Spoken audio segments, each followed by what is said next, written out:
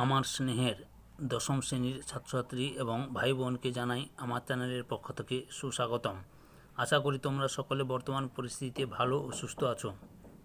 আমি এই ভিডিওতে 2021-এর সর্বশেষ অ্যাক্টিভিটি টাস্ক অর্থাৎ 2021 সালের অক্টোবর নভেম্বর মাসের যে মডেল অ্যাক্টিভিটি টাস্ক তোমাদের স্কুল থেকে দেওয়া হয় সেই মডেল অ্যাক্টিভিটি টাস্কের পার্ট 8-এর দশম শ্রেণীর ইতিহাসের মোট 50 নম্বর প্রশ্নের সম্পূর্ণ সমাধান করছি।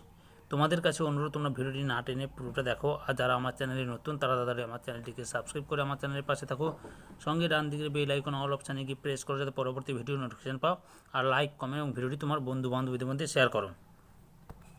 আলোচনা শুরু করছি। একের দাগে ক স্তম্ভের সাথে খ স্তম্ভ মেলাও। এখানে মোট 4 নম্বরের প্রশ্ন। 2 দাগে সত্য বা মিথ্যা নির্ণয় করো। এখানেও 4টি প্রশ্ন রয়েছে 4 মার্কের। 3 দাগে শূন্যস্থান পূরণ করো। এখানে 4টি প্রশ্ন রয়েছে, এটাও 4 মার্কের। 4 দাগে 2টি বা 3টি বাক্যে নিচের প্রশ্নগুলি উত্তর দাও। এখানে 5টি প্রশ্ন রয়েছে, 5টি প্রশ্নের মোট 10 নম্বরের। 5 দাগে 7 বা 8টি বাক্যে উত্তর দাও। এখানে প্রতিটি প্রশ্নের মান 4, অর্থাৎ মোট 5টি প্রশ্ন রয়েছে, 5 4 20 নম্বরের। আর 6 দাগে 15-16টি বাক্যে উত্তর দাও। এখানে একটি প্রশ্নই রয়েছে, একটি প্রশ্নের মান হচ্ছে 8। আর উত্তরগুলি আলোচনা করছি, তোমরা ভিডিওটি দেখো। একের দাগে ক স্তম্ভের সাথে খ স্তম্ভ মেলাও। ক স্তম্ভে রয়েছে ভাইসরয়, চৈত্রে মেলা, জমিদার সভা, বেঙ্গল টেকনিক্যাল ইনস্টিটিউট। খ স্তম্ভে রয়েছে রাধাকান্ত দেব, তারকনাথ পালিত, লর্ড ক্যানিং, নবগোপাল মিত্র। সরি, এটা একটু খ হবে, একটু স্পেলিং মিস্টেক হয়েছে।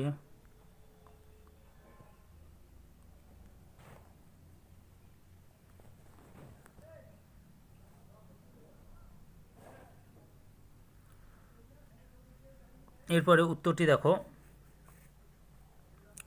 ক স্তম্ভে 1.1 ভাইসরয়ের সঙ্গে, খ স্তম্ভে গয়ের লর্ড ক্যানিং।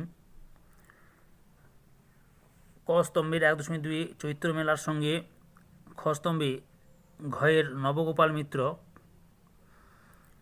ক স্তম্ভে 1.3 জমিদার সভার সঙ্গে, খ স্তম্ভে কয়ে রাধাকান্ত দেব। ক স্তম্ভে 1.4 বেঙ্গল টেকনিক্যাল ইনস্টিটিউটের সঙ্গে, খ স্তম্ভে খয়ে তারকনাথ পালিত। এরপরে 2 দাগে সত্য বা মিথ্যা নির্ণয় করো। 2.1 দাগের প্রশ্ন। 1857 খ্রিস্টাব্দে বিদ্রোহীর অভিঘাতে ভারতে ব্রিটিশ শাসনের অবসান ঘটেছিল। উত্তরটি মিথ্যা। 2.2 দাগে ভারত সভা গড়ে উঠেছিল দেশের জনগণকে বৃহত্তর ও রাজনৈতিক কর্মকাণ্ডে একজোট করার জন্য। উত্তরটি সত্য। 2.3 দাগে ভারতে ছাপা প্রথম বাংলা বই a grammar of the Bengal language, এটি উত্তরটি মিথ্যা। 2.4 দাগের প্রশ্ন। 1800 খ্রিস্টাব্দে ফোর্ট উইলিয়াম কলেজ এবং ব্যাপটিস্ট মিশন প্রতিষ্ঠিত হয়। উত্তরটি সত্য। 3 দাগে শূন্যস্থান পূরণ করো। 3.1 দাগের প্রশ্ন। ভারতে ছাপা প্রথম বাংলা বই হলো ড্যাশ। উত্তরটি হলো ভারতে ছাপা প্রথম বাংলা বই হলো বাইবেল। 3.2 প্রশ্ন। Fort William College Serampore Baptist mission প্রতিষ্ঠিত হয় ড্যাশ খ্রিস্টাব্দে। উত্তরটি হলো Fort William College Serampore Baptist mission প্রতিষ্ঠিত হয় 1800 খ্রিস্টাব্দে। 3.3 দাগের প্রশ্ন। ঔপনিবেশিক ভারতের ড্যাশ প্রথম ভাইসরয় নিযুক্ত হন। উত্তরটি হলো ঔপনিবেশিক ভারতের লর্ড ক্যানিং প্রথম ভাইসরয় নিযুক্ত হন। 3.4 আনন্দমঠ উপন্যাসটি ড্যাশ আন্দোলনের পটভূমিতে রচিত। উত্তরটি হলো আনন্দমঠ উপন্যাসটি সন্ন্যাসী আন্দোলনের পটভূমিতে রচিত। এরপরে 4 দাগে 2টি বা 3টি বাক্যে নিচের প্রশ্নগুলির উত্তর দাও। 4.1 প্রশ্ন। ইন্টারনেট ব্যবহারে 2টি সুবিধা লেখো। উত্তরটি দেখো। ইন্টারনেট ব্যবহারে 2টি সুবিধা হলো, ইন্টারনেটের সাহায্যে কম পরিশ্রমে সহজে দুনিয়ার ইতিহাসের যাবতীয় তথ্য জেনে নেওয়া যায়। 2 নম্বরে বিভিন্ন বইপত্র কিনে গ্রন্থাগারে বা গবেষণাগারে নিয়মিত যাতায়াত করে ইতিহাসের তথ্য সংগ্রহ করা বিপুল অর্থ ব্যয় এবং সময় সাপেক্ষ। 4.2 প্রশ্ন। ডেভিড হেয়ার কেন স্মরণীয়? উত্তরটি দেখো। ঊনবিংশ শতকে বাংলায় পাশ্চাত্য শিক্ষা বিস্তারের মুখ্য ভূমিকা নিয়েছিল ডেভিড হেয়ার। তিনি ছিলেন স্কটল্যান্ডের একজন ঘড়ি ব্যবসায়ী। তিনি স্কুল বুক সোসাইটি প্রতিষ্ঠা করেন।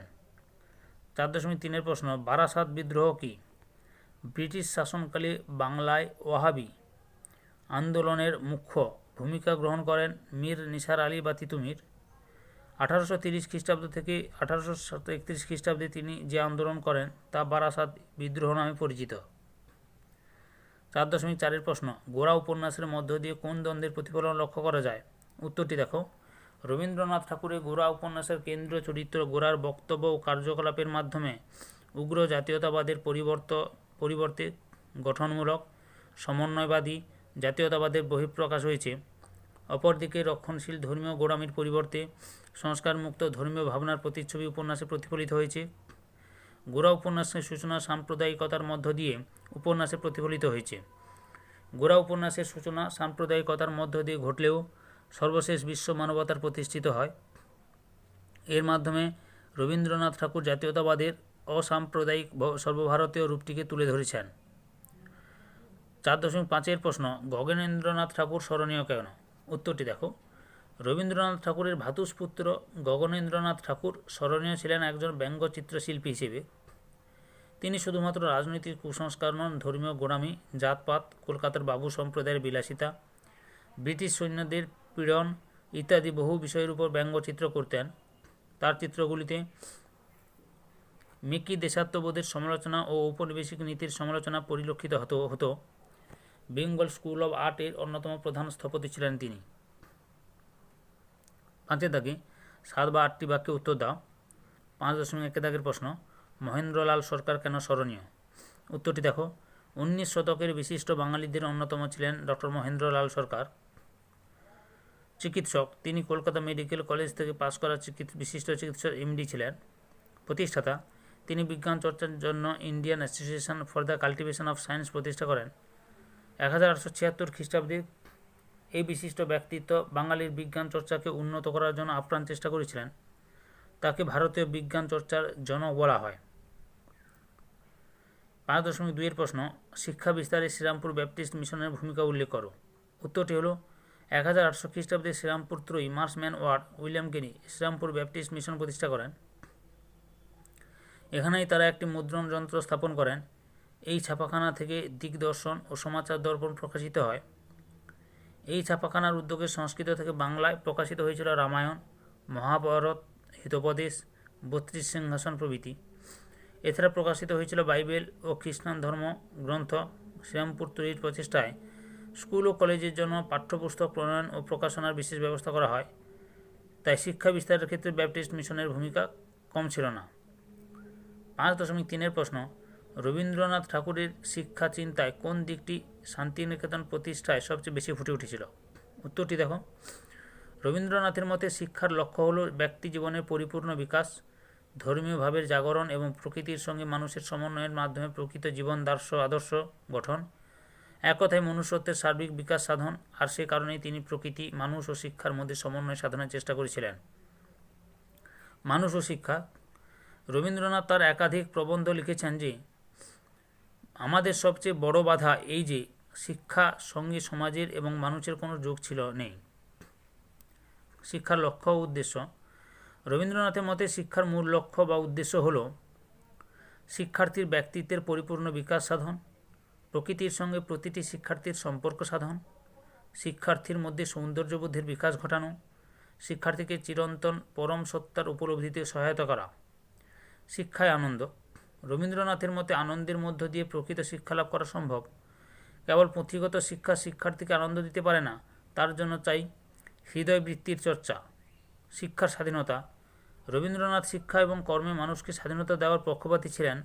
তিনি মনে করতেন যে শিক্ষার্থীদের স্বাধীনতা দিলে স্বতঃস্ফূর্তভাবেই তাদের শৃঙ্খলাবোধ গড়ে উঠবে। কেউই আত্মমর্যাদা বিসর্জন দেবে না, অন্যায়ের সঙ্গে কোনো প্রকার আপোষ করবে না। কর্মমুখী শিক্ষাদান, গতানুগতিক পুঁথিগত বিদ্যা অধ্যয়নের পরিবর্তে রবীন্দ্রনাথ কর্মমুখী শিক্ষাদানের প্রয়োজনীয়তার উপর গুরুত্ব দিয়েছেন।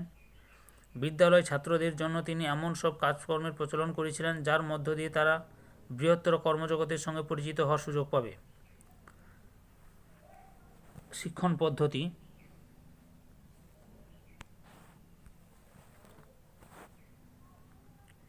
কোনোরকম ছক কাটা পদ্ধতির উল্লেখ না করলেও রবীন্দ্রনাথ ইন্দ্রিয়ানুশীলন, প্রকৃতির পর্যবেক্ষণ, সৃজনধর্মী কাজকর্ম প্রভৃতির মাধ্যমে শিক্ষার্থীর শিক্ষা দেওয়ার কথা বলেছেন। 5.4 ভারত মাতা চিত্রটি কীভাবে ভারতের জাতীয়তাবাদী আন্দোলনের প্রতীকে পরিণত হয়েছিল? উত্তরটি দেখো, অবনীন্দ্রনাথ ঠাকুরের আঁকা ভারত মাতার ছবিটি শিক্ষিত প্রগতিশীল ভারতীয়দের মধ্যে জাতীয়তাবোধের বিকাশে গুরুত্বপূর্ণ ভূমিকা নেয়। প্রেক্ষাপট: অবনীন্দ্রনাথ ঠাকুর ভারতের ব্রিটিশ বিরোধী রাজনৈতিক আন্দোলন তথা বঙ্গভঙ্গ বিরোধী স্বদেশী আন্দোলনের সময় হিন্দুদের ধনসম্পদের দেবী লক্ষ্মীর অনুকরণে তিনি ভারত মাতা চিত্রটি অঙ্কন করেন। চিত্রের বর্ণনা: অবনীন্দ্রনাথ ঠাকুর দেশমাতার প্রতিমূর্তি হিসেবে একটি নারীর চিত্র এঁকেছেন। তার 4টি হাত। দেবী মূর্তির অনুকরণে প্রথমে হাতে শস্য ধান, দ্বিতীয় হাতে বস্ত্র, তৃতীয় হাতে চতুর্থ হাতে জপ মালা আছে। এই কাল্পনিক ভারত মাতা নীল আকাশের নিচে সবুজ পৃথিবীর উপর দাঁড়িয়ে আছেন। তিনি জাতীয়তার প্রতীক। বিদেশি শাসনের বন্ধন থেকে তিনি জাতিকে জেগে ওঠার আহ্বান জানাচ্ছেন। স্বদেশিয়ানা: চতুর্ভুজা ভারত মাতার 4 হাতে যেগুলি রয়েছে সেগুলি মূলত জাতীয় সভ্যতা, সংস্কৃতি ও ঐতিহ্যের প্রতীক। এগুলি দ্বারা শিল্পী স্বদেশী আন্দোলনের যুগে দেশবাসীর মধ্যে স্বদেশানা ও জাতীয়তাবোধ জাগিয়ে তোলার চেষ্টা করেন। শান্তির প্রতীক: সশস্ত্র আন্দোলন সুস্থ জাতীয়তাবাদের বিকাশে বাধার সৃষ্টি করে। অবনীন্দ্রনাথের ভারত মাতার হাতে কোনো অস্ত্র নেই। জাতীয়তাবোধের চেতনা: 20 শতকে ব্রিটিশ বিরোধী বিভিন্ন আন্দোলনে মিছিলের সামনে ভারত মাতা চিত্রটি রাখা হতো। নবজাগ্রত ভারতীয় জাতীয়তাবাদ এবং বঙ্গভঙ্গ বিরোধী স্বদেশী আন্দোলনই ছিল ভারত মাতা অঙ্কনের অনুপ্রেরণা। 5.5 প্রশ্ন, বাংলার নবজাগরণ ছিল কলকাতা কেন্দ্রিক, বিশ্লেষণ করো। উত্তরটি দেখো, 19 শতকে পাশ্চাত্য শিক্ষার সংস্পর্শে এসে বাংলার মধ্যবিত্ত সমাজে যুক্তিবাদী ও মানবতাবাদী সমমানুষ সমাজ পরিবর্তনের আন্দোলনে মেতে ওঠে। যে তৎকালীন ধর্ম, শিক্ষা, দর্শন, রাজনীতি জীবনের সর্বক্ষেত্রে এর প্রভাব পড়ে। ইতালির নবজাগরণের সাথে তুলনা করে একে বাংলার নবজাগরণ বলে অভিহিত করা হয়েছে। বঙ্গীয় নবজাগরণের ব্যাপ্তি ছিল সীমিত এবং কলকাতা কেন্দ্রিক।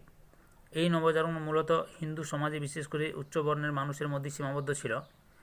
এর কেন্দ্র কলকাতা ছিল বিদেশি শাসনাধীন, তাই এই কারণে নবজাগরণের বিকাশ স্বাভাবিক ছিল না। কিন্তু সমাজের একটা বড় অংশের তথাকথিত নিম্ন শ্রেণীর মানুষ, কৃষক সমাজ এবং মুসলিম সমাজের সাথে নবজাগরণের কোনো সম্পর্ক ছিল না। অধ্যাপক অনিল শীল এই আন্দোলনকে এলিটিস্ট আন্দোলন বলে অভিহিত করেন। 6-15-16টি বাক্যে উত্তর দাও। প্রাচ্য পাশ্চাত্য শিক্ষা বিষয়ক দ্বন্দ্ব সম্পর্কে সংক্ষেপে আলোচনা করো। উত্তরটি দেখো, ভারতে প্রাচ্য পাশ্চাত্য পদ্ধতিতে শিক্ষাদান করা উচিত, এই প্রশ্নকে কেন্দ্র করে লর্ড উইলিয়াম বেন্টিংয়ের শাসনকালে জনশিক্ষা কমিটির সদস্যরা 2টি দলে বিভক্ত হয়ে যান। এক দল প্রাচ্য পদ্ধতিতে শিক্ষাদান এবং অপর দল পাশ্চাত্য পদ্ধতিতে শিক্ষাদানের পক্ষে মত দেন। জনশিক্ষা কমিটির সদস্য প্রিন্সেপ কোলব্রুক, উইলসন প্রমুখ এদেশের প্রাচীন ভারতীয় সাহিত্য ও দর্শন বিষয়ে শিক্ষাদানের পক্ষপাতী ছিলেন। অপরদিকে মেকলে, আলেকজান্ডার ডাফ, কোলভিল, প্রেম প্রমুখরা পাশ্চাত্য পদ্ধতিতে শিক্ষাদানের সমর্থক ছিলেন। এই নিয়ে 2টি দলের মধ্যে মতবিরোধ দেখা দেয়, যা প্রাচ্য পাশ্চাত্যবাদী দ্বন্দ্ব নামে পরিচিত। ভারতে ইংরেজি শিক্ষা বিস্তারের ক্ষেত্রে প্রাচ্যবাদী এবং পাশ্চাত্যবাদী বিতর্কে শেষ পর্যন্ত পাশ্চাত্যবাদীদের মতই সুপ্রতিষ্ঠিত হয়। 1835 খ্রিস্টাব্দে 8ই March governor general Lord William Bentinck Macaulay মিনিটের ভিত্তিতে ইংরেজি ভাষায় শিক্ষার প্রসারকে সরকারি নীতি বলে ঘোষণা করেন। ভারতে বাংলা প্রদেশে প্রাচ্য পাশ্চাত্য বিতর্ক শুরু হলেও বোম্বাই প্রদেশ সহ অন্যান্য প্রদেশে অনুরূপ বিতর্ক হয়নি। এই স্থানগুলিতে পাশ্চাত্য শিক্ষারীতি গৃহীত হয়েছিল।